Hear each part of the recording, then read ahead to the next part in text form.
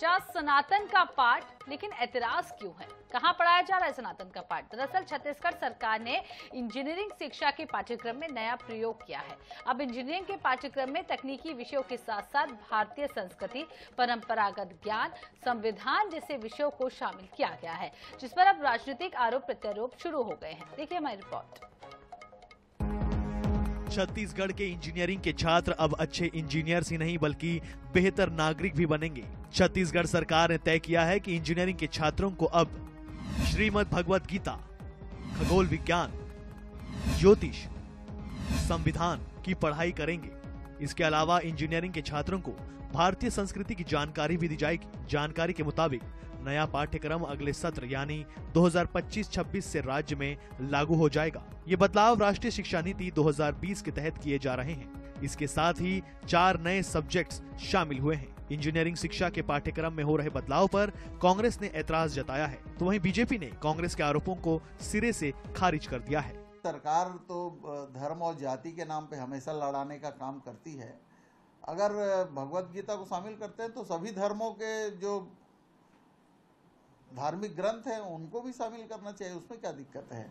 अगर वो किसी एक ही धर्म के बारे में पढ़ाना चाहते हैं तो ये तो जातिवादी और वर्ण व्यवस्था पे आधारित व्यवस्था हो जाएगी। उनको करना है तो सभी को करना चाहिए। भगवत गीता को भी करो, बाइबिल को भी करो, कुरान को भी करो, और जो धार्मिक ग्रंथ है उनको सबको शामिल करना चाहिए। क्यों नहीं करते? एक तो ये जब भी सनातन के किसी विषय को लेकर बातचीत होती है तो सबसे पहले किसी के पेट में दर्द होता है, वो कांग्रेस के नेताओं के मन में होता है। सनातन परंपरा से जुड़ना, सनातन चीज़ों को जानना और हमारी जो शिक्षा नीति 2020 की आई है उस शिक्षा नीति के अनुरूप जिस तरह से आज देश में काम हो रहा है, निश्चित रूप से फिर से शिक्षा व्यवस्था को सुदृढ़ और मजबूत करने का, संस्कार युक्त शिक्षा, अपनी भाषा में शिक्षा, ये आज के समय की आवश्यकता है। कुल मिलाकर भगवत गीता और संविधान जैसे विषयों को तकनीकी शिक्षा में शामिल करने पर सियासत शुरू हो गई है। सरकार का उद्देश्य छात्रों को सिर्फ इंजीनियर ही नहीं बल्कि एक जिम्मेदार नागरिक के रूप में भी तैयार करना है। अब देखना होगा कि ये पहल छात्रों को बेहतर नागरिक बनाने में कितनी कारगर साबित होती है। स्वप्निल गौरखेड़े, INS 24/7, रायपुर। तो आपको बता दें कि अब इंजीनियरिंग छात्र को पाठ पढ़ाया जाएगा, वो भी सनातन का। और हालांकि इससे एतराज जो है वो विपक्ष को हो रहा है। तो सबसे बड़ा सवाल ये है कि बीजेपी का पलटवार है और ये भी कहते हुए नजर आ रहे हैं बीजेपी की सनातन सुनते ही कांग्रेस के पेट में आखिर दर्द क्यों नहीं लगता है। लेकिन ये भी सवाल है कि आखिर इंजीनियरिंग की पढ़ाई को ही क्यों चुना? इंजीनियरिंग की पढ़ाई में ही क्यों जरूरी है सनातन का पाठ पढ़ाना, भगवत गीता पढ़ाना, संविधान में को पढ़ाना? केवल इंजीनियरिंग के छात्रों को ही क्यों पढ़ाया जा रहा है? तो छत्तीसगढ़ के इंजीनियरिंग के छात्र अब अच्छे इंजीनियर ही नहीं बल्कि बेहतर नागरिक भी बनेंगे, ऐसा भारतीय जनता पार्टी का कहना है। उन्होंने ये भी कहा है कि इंजीनियरिंग की विधाओं के साथ श्रीमद् भागवत गीता का पाठ अब पढ़ाया जाएगा। इसके अलावा संस्कृति की जानकारी भी दी जाएगी, खगोल विज्ञान, ज्योतिष और संविधान की भी पढ़ाई होगी। नया पाठ्यक्रम अगले सत्र यानी कि 2025-26 से लागू किया जाएगा। उच्च शिक्षा विभाग ने पिछले साल राष्ट्रीय शिक्षा नीति लागू हुई और इस साल इसे तकनीकी शिक्षा में लागू करने की तैयारी की जा रही है। इसके लिए कोर्स ने बदलाव भी किया है और पुराने विषयों का कंटेंट तो बदल दिया गया है। इसके अलावा ही 4 नए सब्जेक्ट शामिल हुए हैं। इसी तरह मल्टीपल एंट्री और मल्टीपल एग्जिट जैसे प्रावधान भी दिए गए हैं। तो आपको बता दें कि अब नया पाठ पढ़ाया जाएगा। छत्तीसगढ़ में पहली बार ऐसा कुछ एक्सपेरिमेंट होने जा रहा है जहां इंजीनियरिंग के छात्र श्रीमद् भागवत गीता पढ़ेंगे और जिसको लेकर लगातार बयानबाजी भी तेज हो रही है। और विपक्ष का कहना है कि इंजीनियरिंग के छात्रों को क्यों जरूरत है भगवत गीता के पाठ पढ़ने की। तो डॉक्टर कृष्ण मूर्ति बांधी जी हमारे साथ जुड़ गए, पूर्व मंत्री भाजपा। बहुत बहुत स्वागत है आपका। इंजीनियरिंग में अब सनातन का पाठ पढ़ाने की तैयारी में है हमारी सरकार, आखिर इसकी जरूरत क्यों पड़ गई? देखिए, अगर भगवत गीता को जिन्होंने भी बहुत अच्छे से समझने का कोशिश किया है उसमें सब बातें शामिल है, न केवल संस्कारों की बात शामिल है, कर्मों की बात शामिल है, बोले बड़े बड़े एक आदमियों को अपने कर्तव्य करने का बहुत बड़ा बोध भी है कि हम बेहतर से बेहतर हम अपने जीवन में अपने कर्मों को हम बेहतर से कैसे बना सकते हैं, समाज के प्रति, राष्ट्र के प्रति उसकी जिम्मेदारी को हम और भी बेहतर कैसे कर सकते हैं। और एक गीता भी एक सोर्स है, उसमें लोग पीएचडी करते हैं, उसको समझने का बहुत सारे बातचीत करते हैं। हो सकता है कि ये जो सब्जेक्ट है इंजीनियरों के लिए एक उनके संस्कार, उनके कैलिबर को और उनकी योग्यता को बढ़ाने में और माहिर हो, कोई बुराई नहीं है इसमें। लेकिन विपक्ष इसको लेकर लगातार हमलावर है और राजनीति कर रहा है, बयानबाजी कर रहा है, तो विपक्ष को पेट में दर्द क्यों हो रहा है? उनको क्या दिक्कत हो रही है इनसे?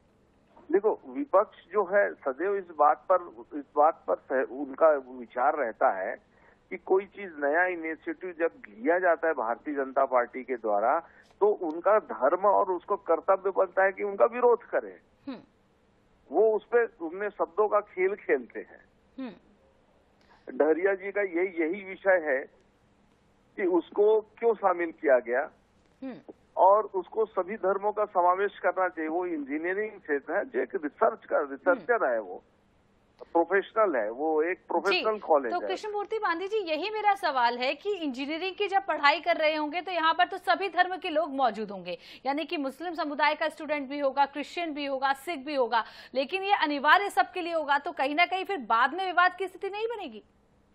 गीता सर्वधर्मों का एक्सेप्टेंस है, सभी लोग उसको स्वीकार करते हैं, है ना। गीता पे बहुत सारे रिसर्च हुए हैं। गीता कोई एक हिंदू धर्म से जुड़ा हुआ विषय नहीं है, बल्कि गीता को कई लोगों ने स्वीकार किया है ना। और वो एक आदमी के स्किल्ड को बढ़ाता है और उसके कर्मों के प्रति और उसको बेहतर स्किल्ड के साथ समाज के प्रति वो समर्पित होता है।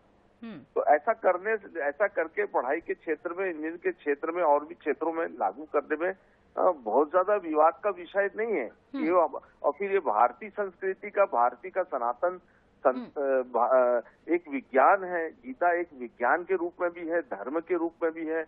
जहाँ विज्ञान की बातचीत आती है वहाँ पे स्वीकार्यता बनती है। जी, बने रहिएगा हमारे साथ कृष्णमूर्ति जी। यहाँ पर हमारे साथ अभय नारायण राय जी, प्रवक्ता कांग्रेस, जुड़ गए हैं। अभय जी, बहुत बहुत स्वागत है आपका। इंजीनियरिंग के साथ साथ अब भगवत गीता का पाठ पढ़ाया जा रहा है और कहीं ना कहीं आपकी पार्टी को इससे विरोध है, आखिर क्यों? देखिए, पार्टी के विरोध का प्रश्न नहीं है, लेकिन शिक्षा को धर्म के साथ जोड़ना और धर्म को शिक्षा के साथ जोड़ना दो अलग अलग बातें हैं। जी, धर्म की शिक्षा दी जाती है, सनातन धर्म की शिक्षा गुरुकुल में सनातन धर्म के तमाम आचार्यों के द्वारा आश्रम आज भी चलाए जा रहे हैं, जहाँ में शिक्षा दी जा रही है। लेकिन अगर इंजीनियरिंग कॉलेज के सिलेबस में गीता शामिल किया जा रहा है तो हम उसका स्वागत करते हैं। लेकिन हमारे नेता ने अगर कहा है, शिव डहरिया जी ने, कि सभी धर्मों के बारे में ज्ञान दिया जाए, तो क्या गलत कहा है?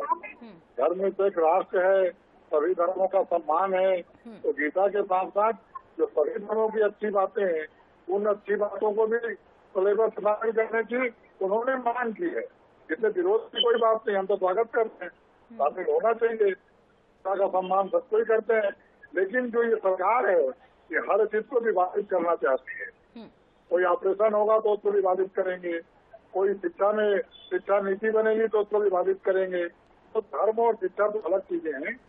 जो शैक्षणिक एजुकेशन है, जो हमको दुनिया के साथ खड़े होना है, तो हमारी शिक्षा ऐसी हो कि हमारा विद्यार्थी दुनिया के सामने तकनीकी रूप से शिक्षित होकर खड़ा हो सके। जी, बांधी जी, तो सबसे बड़ा सवाल यही है कि धर्म और शिक्षा को आखिर क्यों जोड़ने की जरूरत पड़ रही है? जिस तरीके से अभय जी बोल रहे हैं, आप उनकी बात का जवाब दे दीजिए।